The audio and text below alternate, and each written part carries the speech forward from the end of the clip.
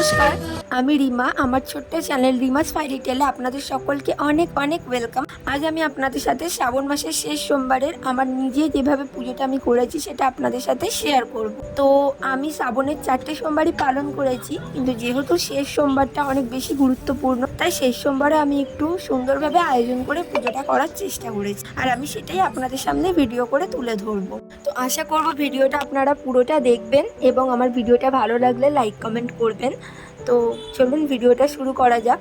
আমরা যতদূর জানি ভোলেনাথের নাম আশুতোষ, কারণ তিনি অল্পতেই সন্তুষ্ট। তাই তো মনে ভক্তি দিয়ে যদি তুমি পুজো করতে পারো, তাহলে তুমি যেভাবেই করো না কেন ভগবান নিশ্চয়ই সন্তুষ্ট হবে। তো সেই রকম আশা মনে রেখেই আমি যতটুকু সম্ভব জোগাড় করে মহাদেবের পুজোর আয়োজন করি, এবং এখানে আমি একটা পঞ্চামৃত তৈরি করি, দুধ, দই, মধু, ঘি এবং গঙ্গার জল মিশ্রিত।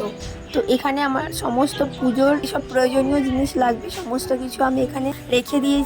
এবং এরপরে আমি একটি ঘটিতে একটি গঙ্গা জলে সামান্য চন্দনের গুঁড়ো মিশিয়ে নিয়েছি, এবং আরও একটি ঘটিতে আমি কর্পূর মিশিয়ে নিয়েছিলাম, কিন্তু সেটা ভিডিও করা হয়নি। তো একটি তামার পাত্রে একটি বেলপাতা রেখে তার উপর মহাদেবকে বসিয়ে, আমি তো সেভাবে মন্ত্র জানি না, তাই আমি প্রতিটা জায়গাতেই একটাই মন্ত্র উচ্চারণ করেছি, ওম নমঃ শিবায়, ওম নমঃ শিবায়, ওম নমঃ শিবায়।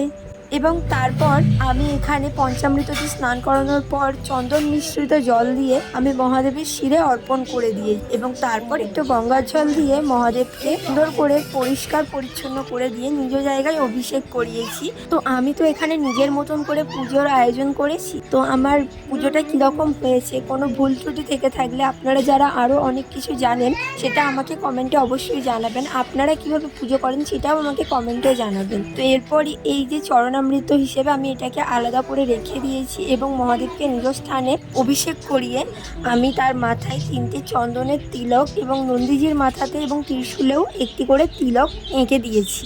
এরপর আমি পুজোর সমস্ত জোগাড় রেডি করে নিয়েছি, সুন্দর করে মহাদেবকে সাজিয়েছি ফুল দিয়ে।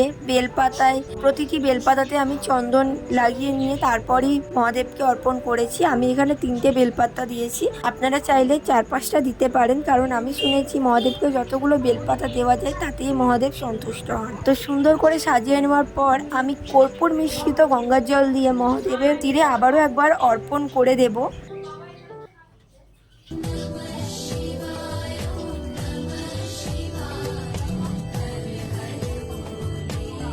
ওম নমঃ শিবায়, ওম নমঃ শিবায়, ওম নমঃ শিবায়। এবং আমি এই ফলগুলো মহাদেবের কাছে ঠেকিয়ে তাকে উৎসর্গ করে দিয়ে এবং একটি ফল তার কাছে আমি প্রদান করলাম। তারপরে প্রদীপ প্রজ্বলন করলাম, প্রদীপ 3বার ঘুরিয়ে আমি আরতি করলাম।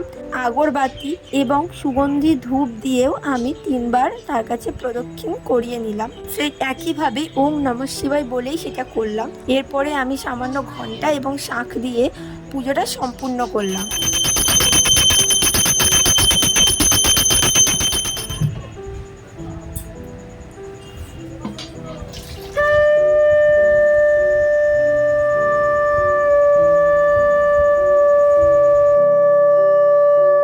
আমার পুজো আমি সম্পূর্ণ করলাম। কোনো ভুল ত্রুটি থাকলে অবশ্যই আপনারা কমেন্টে জানাবেন, আর আমার ভিডিও যদি ভালো লাগে লাইক কমেন্ট শেয়ার করবেন এবং সাবস্ক্রাইব করে আমার পাশে থাকবেন। সকলে ভালো থাকবেন, দেখা হবে আরও নতুন ভিডিওতে। টাটা।